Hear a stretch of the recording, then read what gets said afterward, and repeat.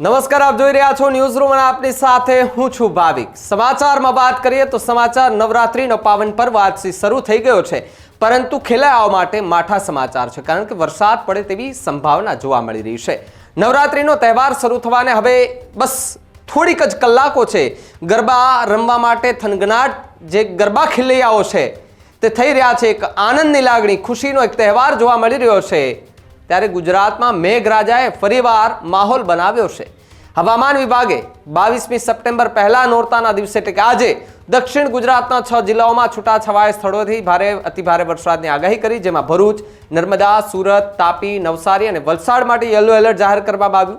સાથે જ રાજ્યના અનેક વિસ્તારોમાં ખાસ કરીને દક્ષિણ ગુજરાતમાં વરસાદ નોંધાયો, જેના કારણે ગરબાના આયોજકો અને ખેલૈયાઓની ચિંતામાં વધારો થયો છે।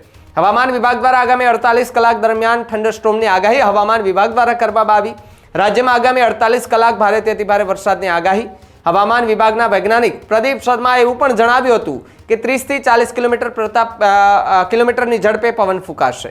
આજે સુરતમાં સવારથી જોયું હતું કે ભાઈ ગઈકાલે સુરતની અંદર કેવો ધોધમાર વરસાદ વરસ્યો, જેના કારણે જનજીવન પ્રભાવિત થયું। ખાસ કરીને ઉધના વિસ્તારમાં સતત 5 દિવસે પણ વરસાદ રહ્યો નથી। ઉધના નવસારી રોડ પર પાણી ભરાયા, વાહન ચાલકો અને રાહદારીઓને ભારે હાલાકીનો સામનો કરવો પડ્યો।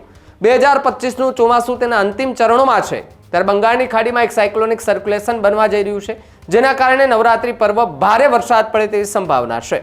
આગામી સમયમાં વરસાદની આગાહી કરવા માટે હવામાન નિષ્ણાંત મલાલ પટેલે એવું કહ્યું કે નવરાત્રીની શરૂઆતમાં રાજ્યમાં છૂટાછવાયા વિસ્તારમાં ગાજવીજ સાથે વરસાદ થવાની શક્યતા। 27મી સપ્ટેમ્બરથી 5મી ઓક્ટોબર વચ્ચે ગાજવીજ સાથે રાજ્યના ઘણા ભાગોમાં વરસાદ થવાની શક્યતા રહેશે। 28 સપ્ટેમ્બરથી લગભગ 2-3 ઓક્ટોબર વચ્ચે ભારતમાં કહી શકાય કે વિવિધ જગ્યાએ અતિભારે વરસાદની શક્યતા।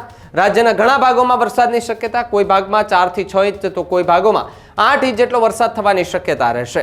એટલે કેટલીક નાની નદીઓમાં પૂર જેવી સ્થિતિ પણ સંભવી શકે છે। આ વરસાદી વીજ પ્રભાવિત જાનમાલની જાળવણી એ જ હિતવા હશે।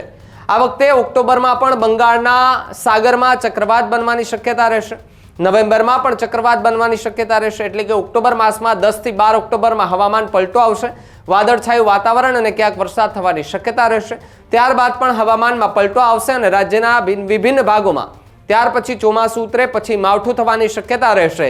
7 નવેમ્બરથી એક ભારેથી અતિભારે વરસાદ પોસ્ટ મોન્સૂન એટલે કે ભારતમાં લગભગ મોટાભાગના વિસ્તારોમાંથી ચોમાસાની પીછેહટ થઈ છે, ત્યારે દક્ષિણ ભારતમાં ભારેથી અતિભારે વરસાદ થવાની શક્યતા। અરબ સાગર વધારે સક્રિય થઈ જશે, જેના કારણે નવેમ્બરમાં પણ ગુજરાતમાં હવામાનમાં પલટો આવી શકે અને વરસાદ આવી શકે। એટલે કે એક પછી એક બધી જ સિસ્ટમોના કારણે લગભગ નવરાત્રીથી લઈ નવેમ્બર સુધી શરૂઆત અને ડિસેમ્બરની શરૂઆત સુધી ક્યાંક વરસાદ તો ક્યાંક માવઠું થવાની શક્યતા રહેશે।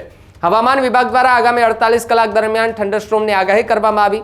હવામાન વિભાગ દ્વારા આગાહી કરવામાં આવી છે કે રાજ્યમાં 48 કલાક ભારેથી અતિભારે વરસાદની આગાહી।